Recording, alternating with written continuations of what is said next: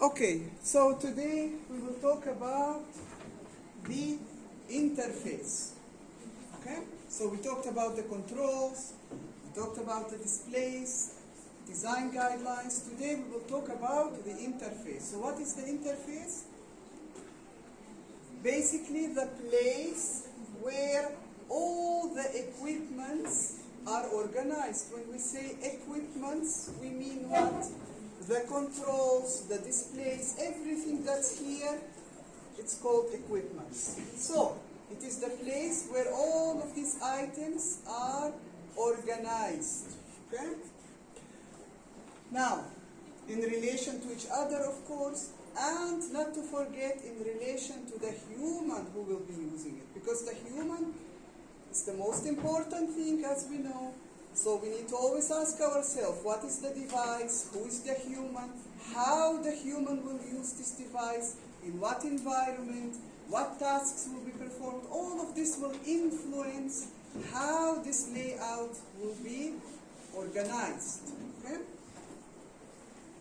So, a good organization of the layout, a good interface layout helps what?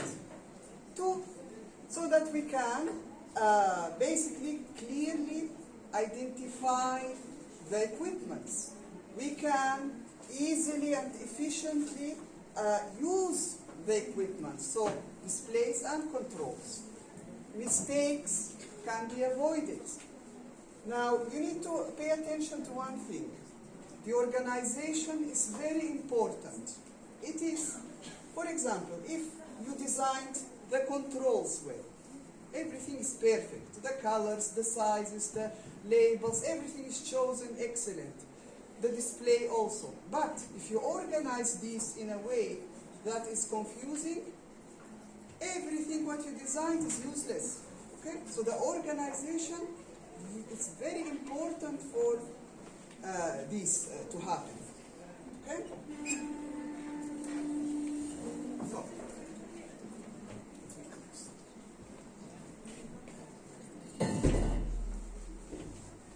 So it is like when you design anything basically that have a layout. Let's say these are devices, but let's say you're designing a poster or a booklet or anything. So you have a layout. So you have, let's say, photos, pictures, fonts, sizes of fonts, colors, all of these things still apply. So for example, again I remembered in your assignments, some of you wrote the information, let's say, that I want, but your layout, where you put what, was in a way that made it very hard for me to identify, to see, to understand. No titles, no subtitles, photos are put in the wrong place. The whole layout organization is very important for anything. Any kind of design. Now our focus is on devices. It has its specific needs and design guidelines, but what we talk about here applies to any kind of design. Okay? So, now again, very important reminder that I keep repeating. The designers must examine always what tasks will be performed with this specific device,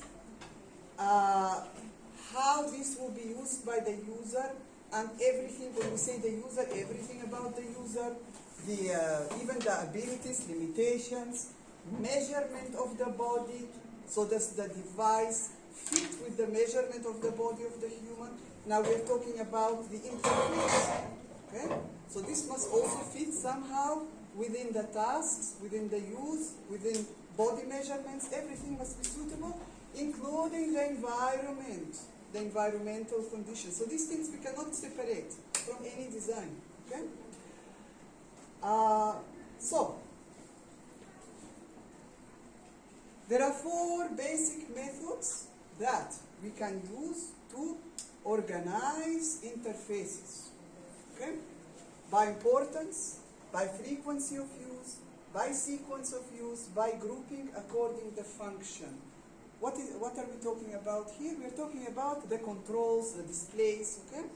So all of these, we organize them according these four principles. So we will talk about each one to see what it means. So when we say by importance,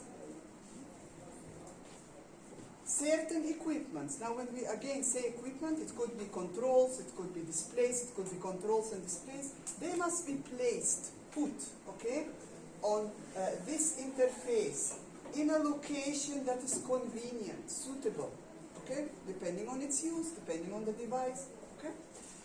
When we say importance, how do we determine importance? Importance is determined by how critical a piece of equipment is in terms of doing a certain task. So to achieve a certain task, to be able to do it, to complete it successfully, what controls you have to use.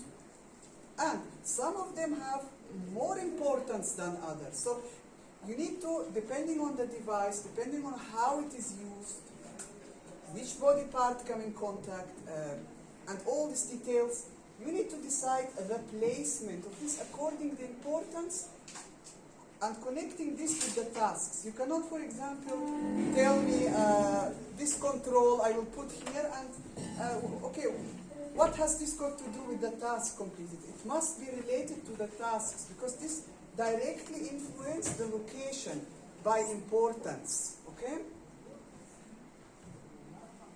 So, it must be placed in a readily accessible position. So, a place that you can easily reach while performing a task, okay? Now, this is different from one device to another. So, each one must be examined depending on what tasks are performed with this device, okay? Now, in addition to this, there is frequency of use. Now, when you look at any device, certain areas of this interface you use more often than other areas.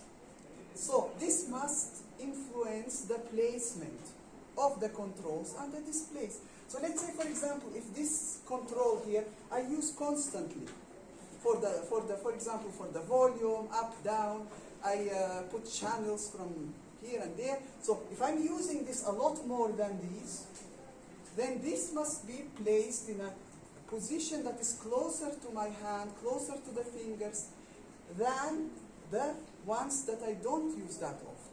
So for example, in these kind of devices, the remote controls, you will find that the on-off buttons are usually placed at the side, up, or, you know.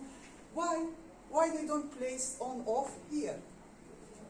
Because this is the closest place to your fingers while using the device, and you're not constantly switching on, switching off. You're not using it frequently. The same with any device. If you look like this laptop, the on-off is a little bit far away than the other controls. For the same reason, because maybe I will use it 2 times per day. In the morning, switch on, in the evening, switch off. But more, I don't use it. So, frequency of use. You need to decide, depending on the tasks performed, which items, which equipments are used much more than others, and this must influence their placement. Okay? The sequence of use is also very important. So this is again directly related to the task.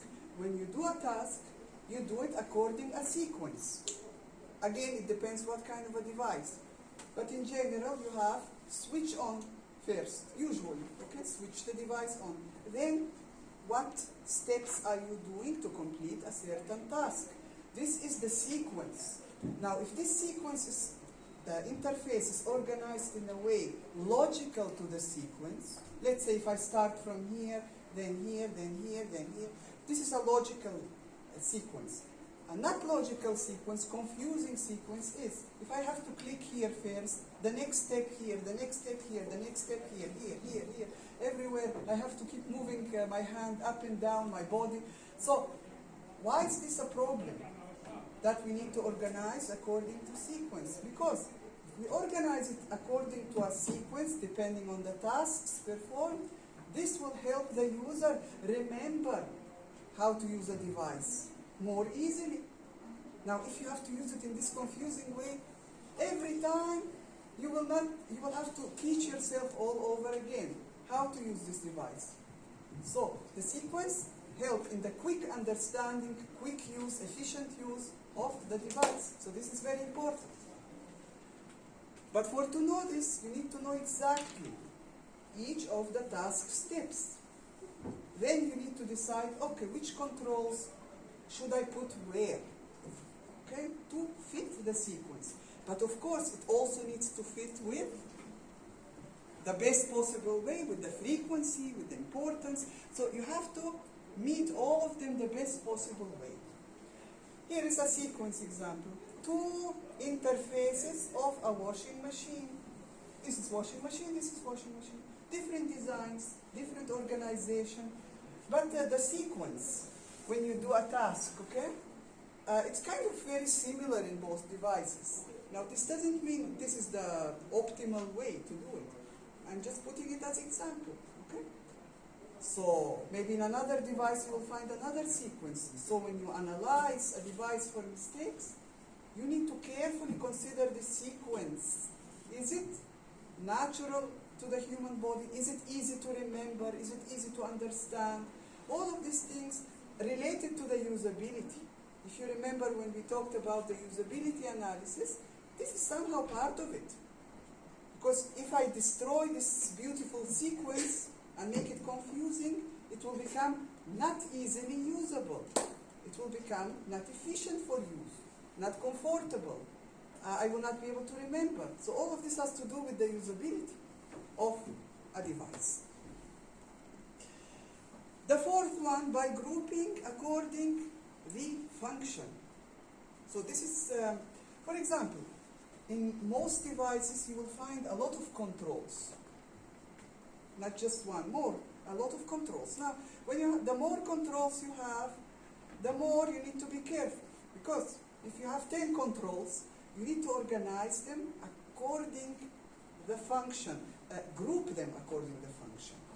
How to group them? What does this mean, grouping according to function? It means if 2 controls have similar function, they must be somehow visually grouped together to look like they belong together.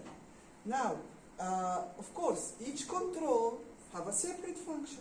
This is different than this is different than this, but all of these, for example, perform similar functions. It's like when you take for a device the volume up, volume down.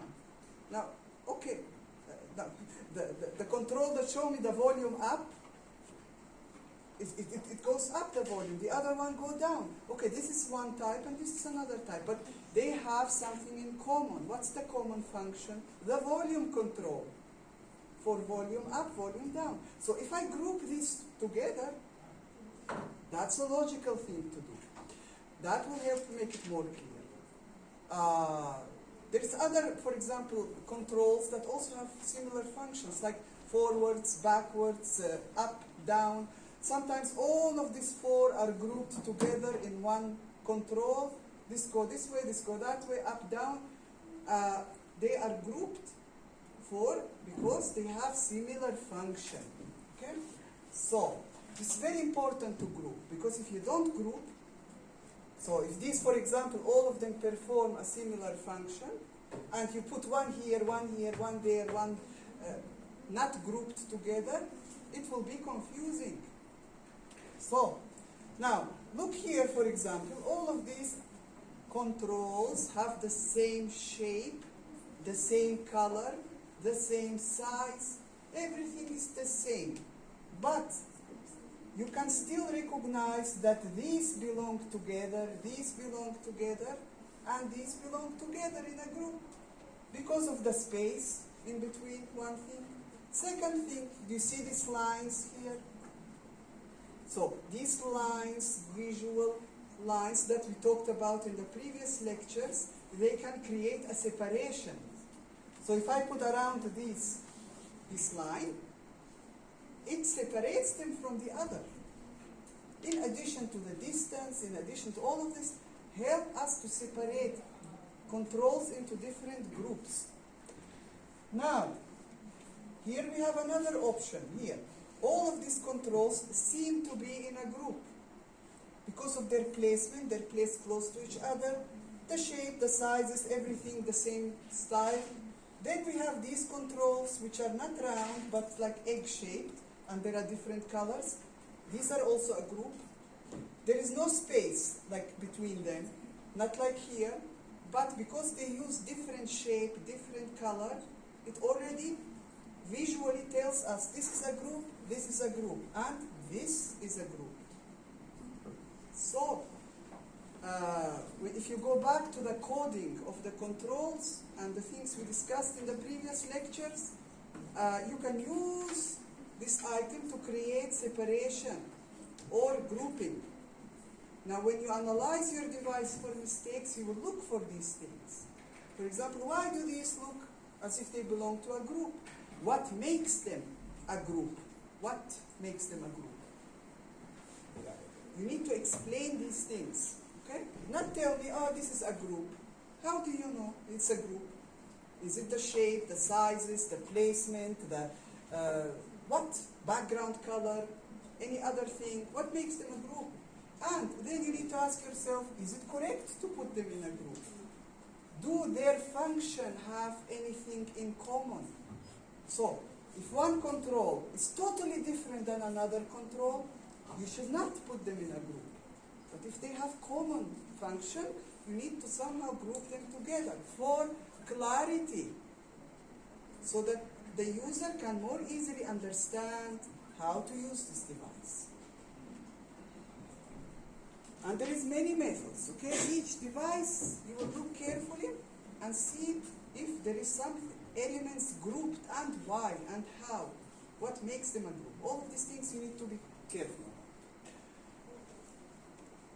Now, we have these four grouping methods that you need, guidelines I would say, that you need to apply when you organize an interface. But in reality, it is not always possible to apply all of them, the four of them, in a perfect 100% way.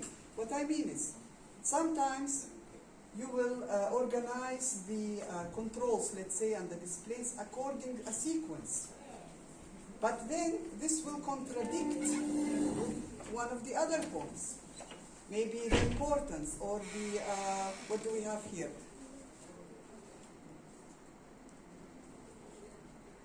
Or maybe the frequency of use. So you try to make one point perfect, so organize everything perfect, but then some of the elements could contradict with another point, and this is totally normal. The thing is that you need to be, like, always ask yourself, which of these points I must meet 100%? Then the other points can come after. It's like you need to find the most optimal solution depending on what is the device, again, we are going to ask. And how is it used? By whom? Where? So, you need to make compromises. So, these 4 points are very important, but one or two of them might be more important than the other two, depending on my device. So, I have to focus on them first.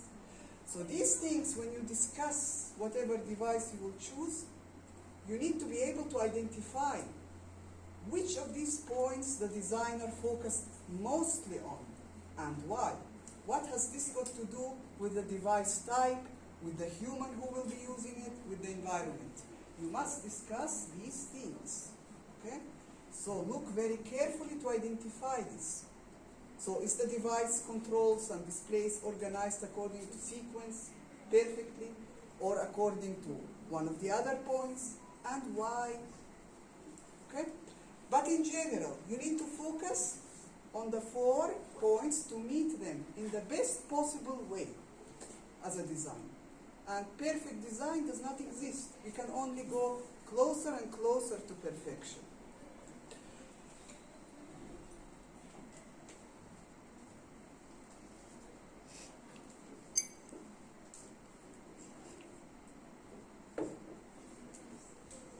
So, again, just a reminder, a lot of accidents that have happened because of bad interface design. It doesn't have to be a totally bad interface. It could be just one mistake somewhere. But this mistake could be the critical one.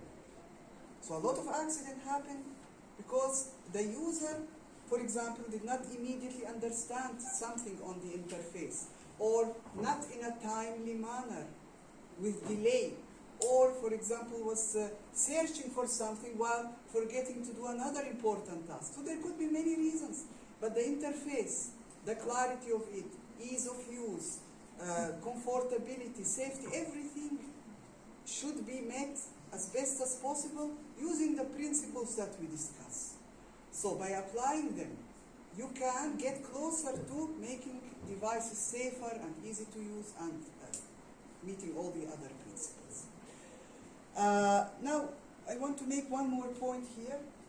We are talking about device interfaces here, but these principles don't only apply to device interfaces. For example, let's say you're designing a web page or a program, a computer program. This is an interface, believe it or not, because you're actually taking the mouse, you're clicking on certain things. Like, for example, home, clicking on something else, okay? Or if it's a program, you're clicking on certain icons to do certain things. This is actually performing a task using a designed interface. So this interface is actually like a device. It has controls, it has places where you get feedback of what you're doing. So if you're designing a device, if you're designing a web page, if you're designing a computer program, these principles have to be applied, okay, in a way or another.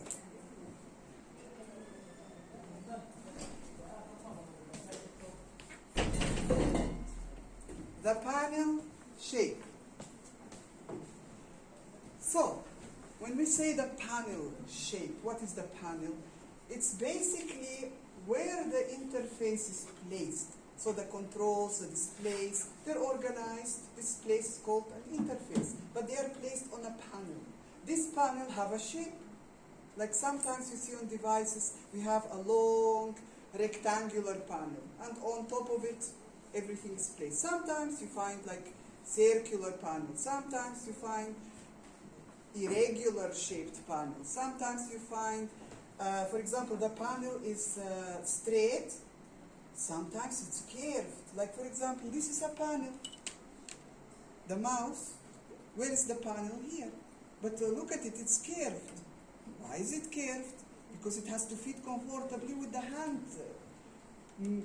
shape, okay? Which is curved by nature. So this is more comfortable than if you have a straight mouse. That's why the panel is curved. So we have a lot of shaped panels, okay? Straight, long, tall ones, short ones. The microwave, for example, have at the side. Again, this shape, usually it's rectangular in nature, but sometimes you can find it another shape. And why is it placed on this side? Why is it not placed at the bottom, at the top? You know, all of these questions need to be asked. So, the panel shape, we have a lot of different shapes, and this is important. This is important to choose what shape should my panel be, on top of which I will put the interface. Now, I organized my interface, okay, but the panel shape can also influence this.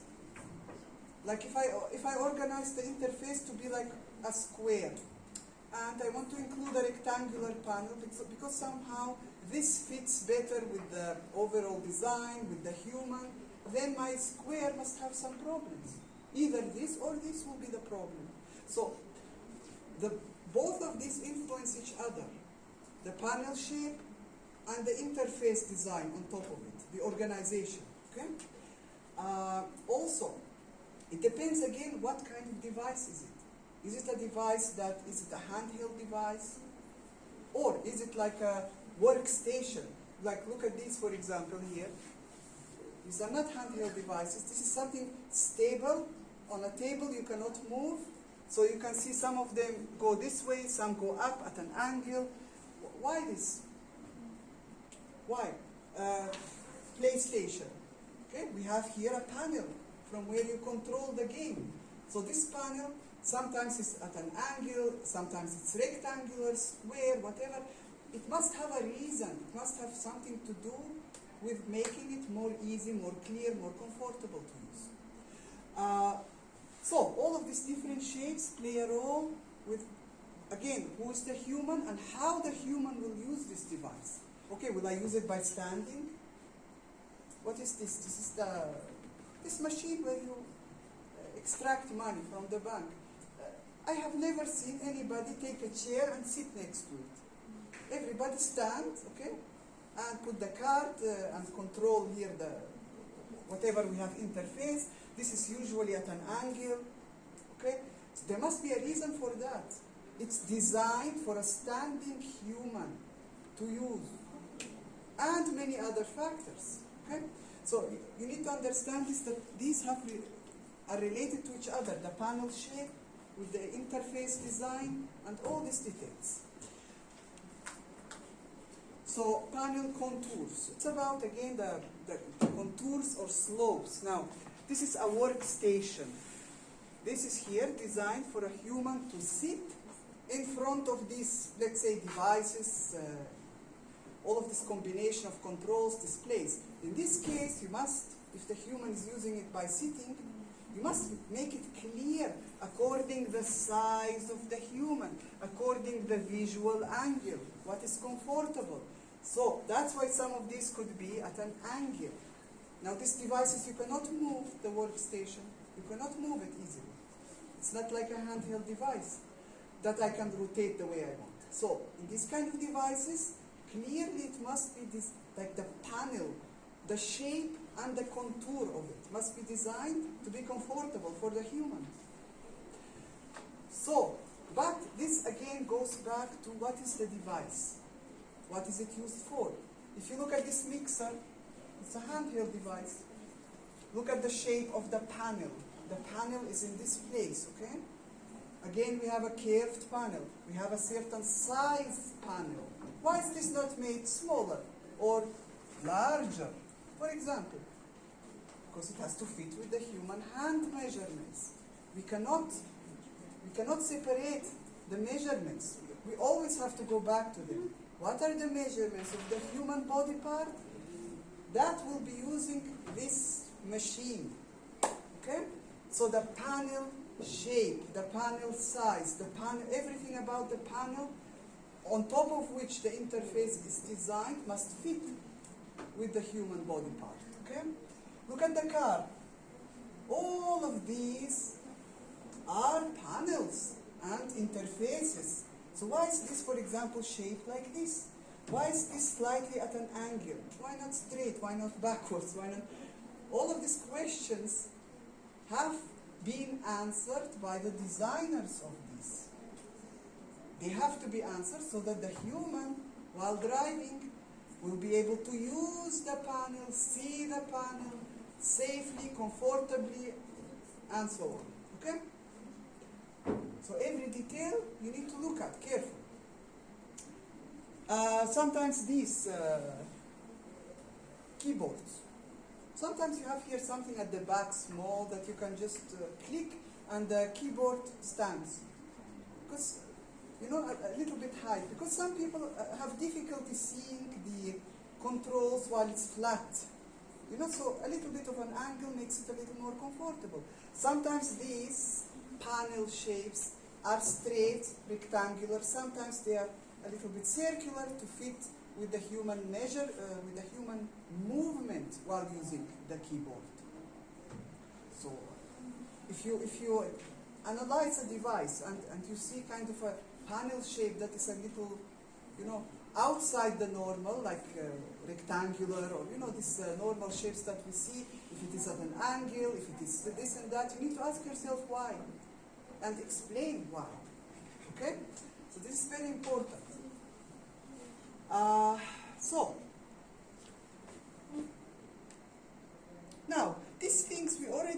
discuss, because when we talk about the panel, again, we have the interface that's on top of the panel, which have to be organized in a specific way.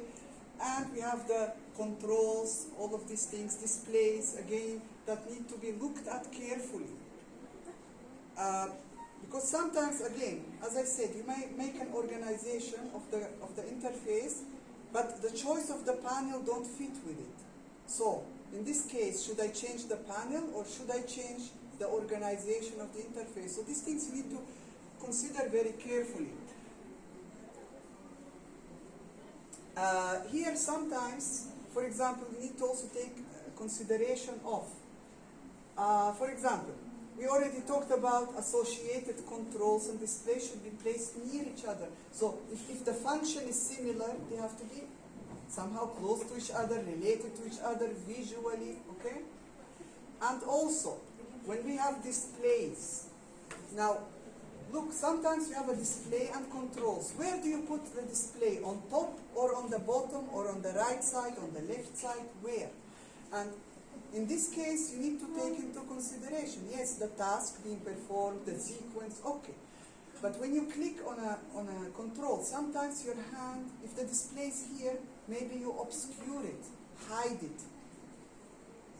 So maybe in this case, it's better to take this control, put it underneath, so that the display is free from obstruction. So you need to take into consideration what?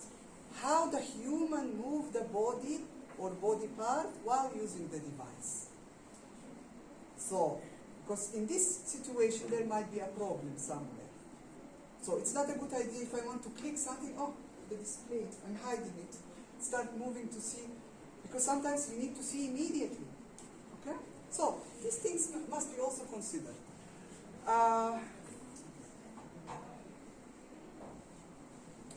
Sometimes we have, in the previous lecture, we discussed something about compatibility.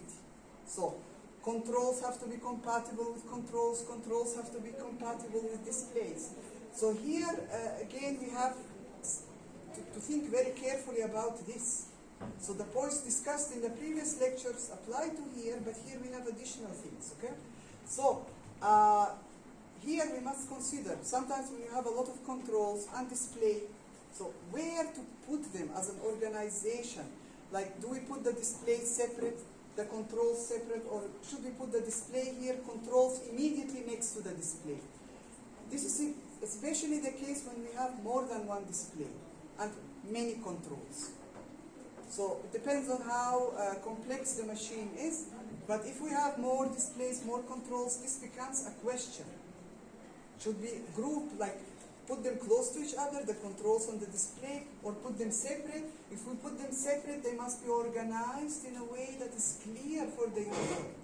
Which controls belong to which displays? And the discrimination of controls. Again, this is a question, it becomes a very important question when we have a lot of controls. The more we have, the more we need to ask ourselves, can we recognize which control is for what? And here the organization comes in hand, basically. It can help you. If you organize them correctly, if you group them correctly. Now, how to group them? This can be many things. You can group by color, by shape, by size, by placement, putting spaces. There's many ways, but are they grouped? Are they not grouped? Where are they placed? To be able to recognize as fast as possible how to use this device. Okay?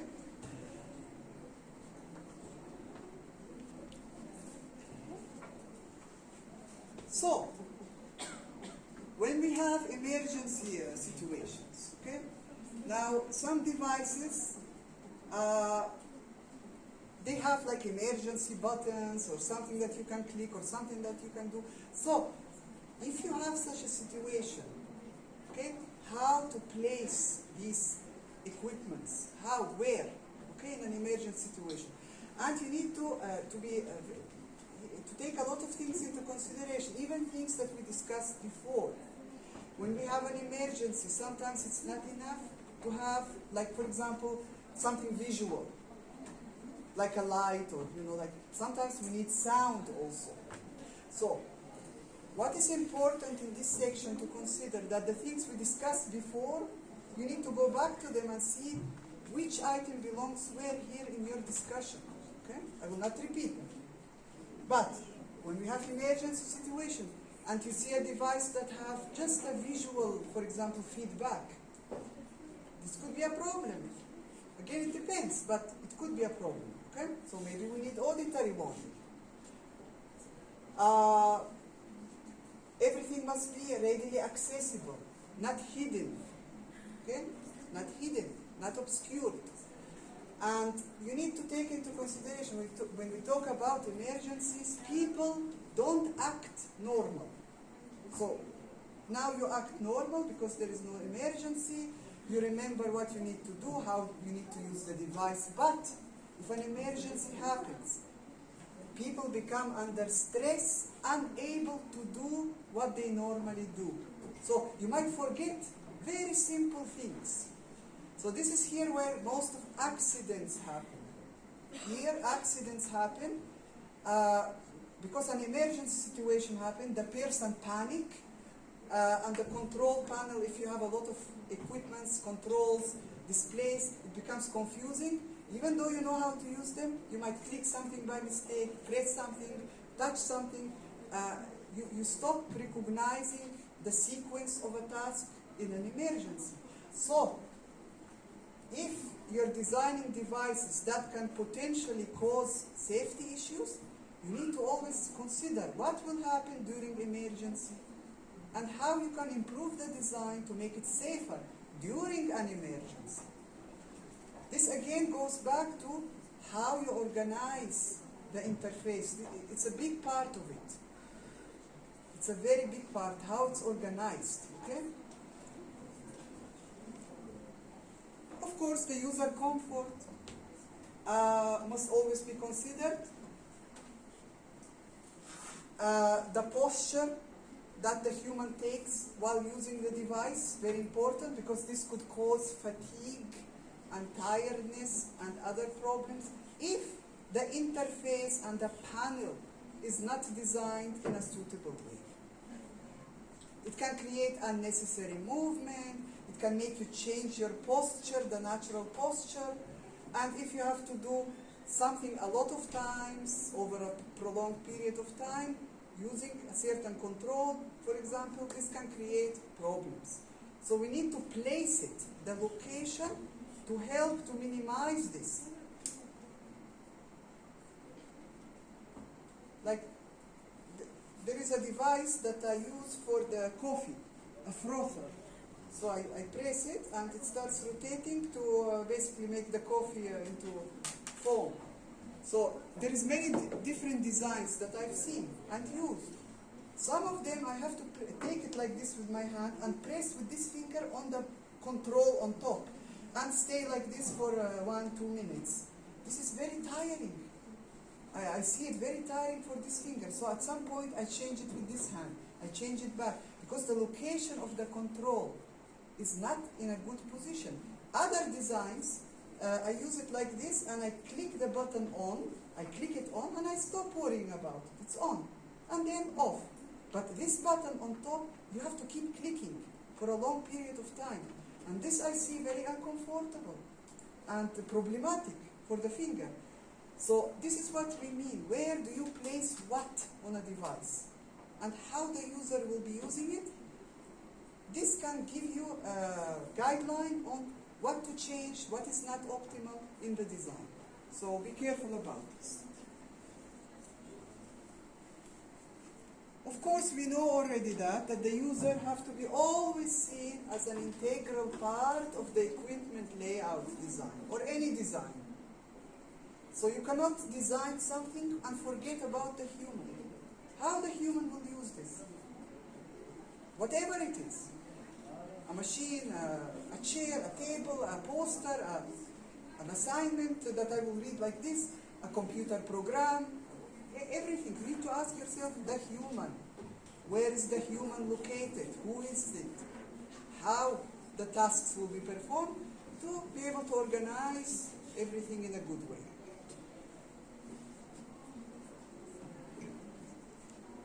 Your assignment. Find a device that has an interface.